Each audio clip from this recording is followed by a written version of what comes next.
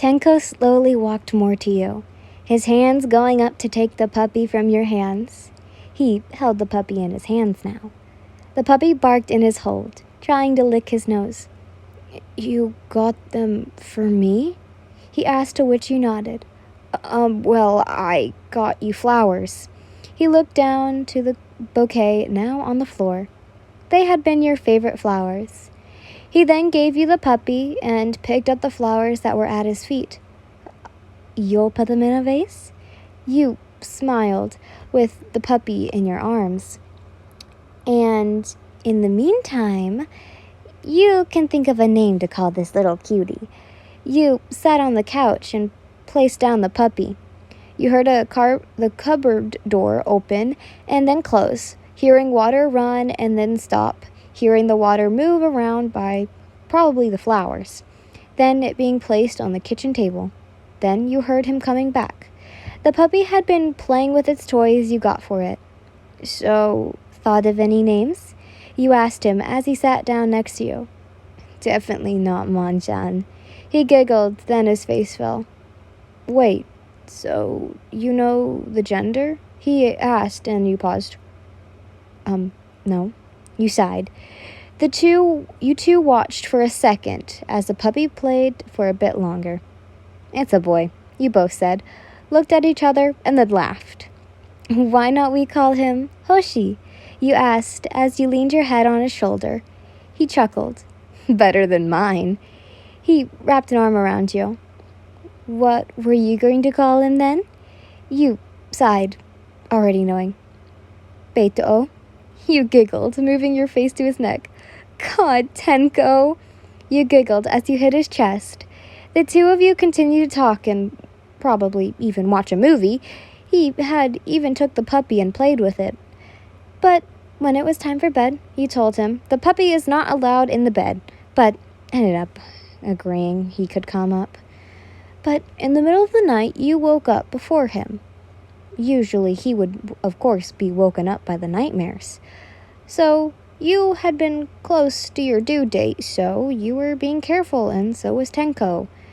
He would make sure you didn't do some things, one of those being doing laundry. He didn't want you bend down and trying to get clothes from the washer or dryer.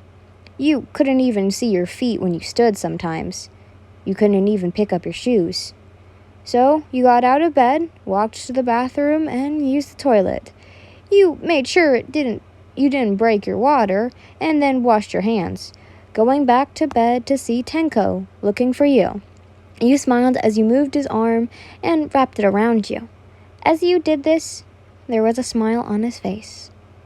The next morning, Tenko had made you breakfast. You were quite happy because you felt like shit and didn't want to do anything. "Ian, I forgot, when's the due date so I can go on family leave and help you?" You sighed as he put food into his mouth. "It should be late this week or early next week." He froze, then hurried to his cell phone. You heard him call his boss and then came back. "Tomorrow I'll be off. I'll help." He smiled. "Tenko, I can take care of myself." You sighed as you shook your head. "No, you can't," he spat. "Yes, I can." You huffed as you got up to wash your dish. But as you got up, you hit your toe on the table's foot. "Shit!" you yelped, covering your mouth. Tenko quickly to your side. The dish had smashed onto the floor. "Please don't move so I can pick this up."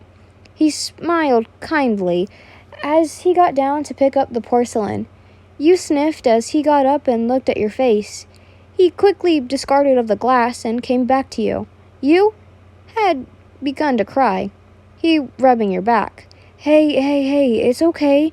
He gave more and more of comforting words. "No, why would I be so mean to you?" You teared. "No, I should be the one to apologize. I should have not lost my temper." He sighed as he walked you to the couch and set you down. He sat in front of you, on the floor, Hoshi following next to him. "Ian, please, it's okay." He smiled as you looked at him. "I know you are a capable woman, but right now it's harder for you to do things like this. And and you sometimes need help. I'm always here for you." Like we said, death do us part, right? He asked as he kissed your hand. Your tears had stopped, but they were still rolling down your face. He had wiped away your tears, picking up the puppy and sitting next to you. You laid your head on his chest as he brushed through your hair, the puppy laying on your lap. You smiled as you fell asleep on his chest. He smiled as he kissed your forehead, moving to where you could lay on him, the puppy laying by his neck. Hopefully, let's just hope his boss won't be mad if he's late. Right now, his wife is his top priority right now, and no one's gonna stop him. Okay, maybe Hoshi will. He ended up staying for 2 hours, watching TV and rubbing your back.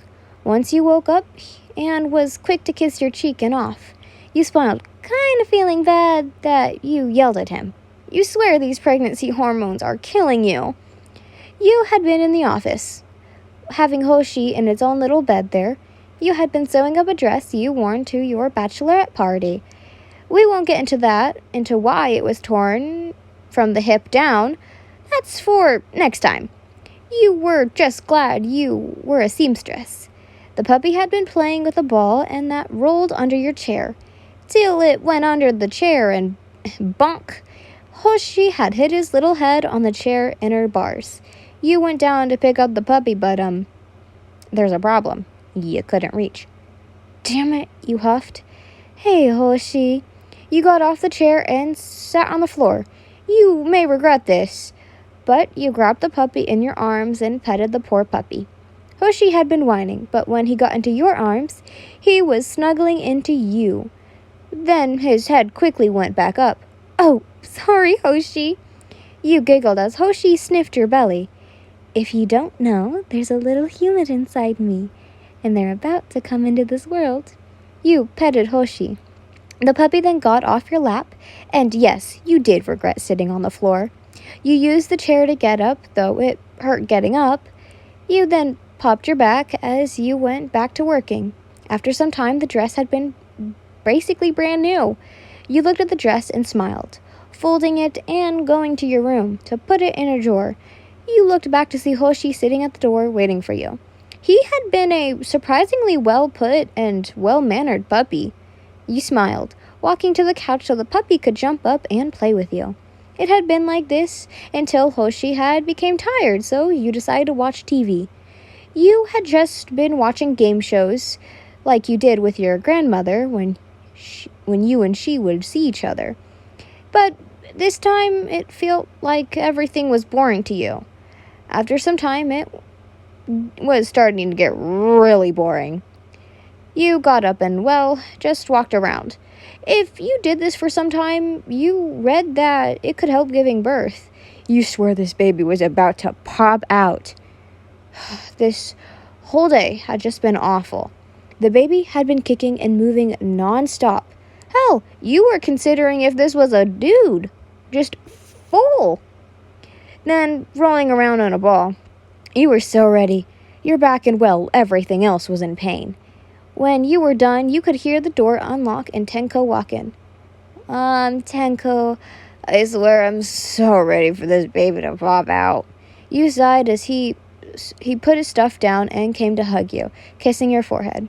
I'm sorry for leaving you today. He kissed your forehead again. That was when Hoshi barked, jumping off the couch and running over to Tenko, playing around his feet and barking more and more. Hello, Hoshi. He smiled, going down to the floor.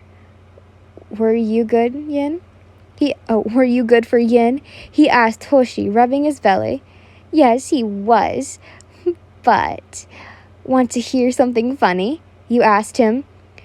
And he looked up to you, nodding with a smile on his face. Well, I was sewing that dress up. He had ran into the chair. You heard him giggle and then look at the puppy. Aw, poor you, Hoshi. He sighed. He then got up and held you. But what were you doing today after sewing? He placed his head in your neck.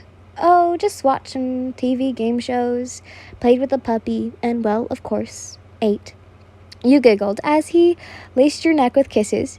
Tenko, you giggled, trying to break free from him. Why not we have a movie night? We haven't had one of those in some time. He looked at your face. Sure, but didn't we have a movie?